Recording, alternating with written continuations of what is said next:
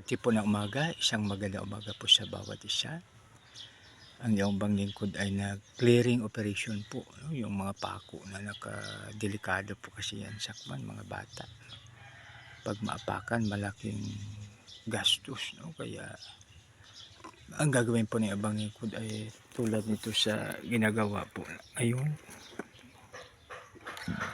Ito tulad nito ay clearing po siya. Kuna ng kwanta po isa lang siya ng maayos kung saan siya makapwesto. Napaka-kwan siya makibe, napaka-delikado, no? Ito ay tinatawag ding hazard. Pwede siyang tawaging hazard, no? So, ibig sabihin na danger siya, danger, no? So kaya inaayos, binabunutan ng pako o kaya inaano yung pako, yung parang inaano lang. Parang ganunin lang po siya. Yan. Yan. Kasi para safety, no? So ito okay na siya o kaya maganda pa kuan siya pagkipa-curve to at saka ibaon para safety. Mapakan man po walang problema. So ito po mga kaibigan ang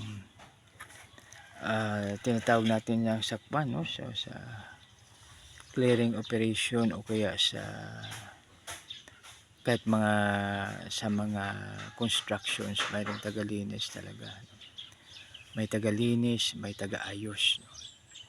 Para maging safety, no? Kaya safety dapat palagi nating tandaan kasi mahirap pag mapako, napakahirap, no? So ibig sabihin na dalhin pa sa ospital dahil kaya dapat kahit na medyo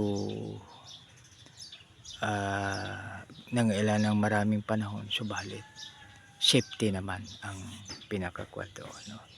Mayroon pa lang pag sa construction mayroong housekeeping talaga, no? Kaya dapat palaging may housekeeping para maging maayos po lahat para makaiwas sa disgrasya.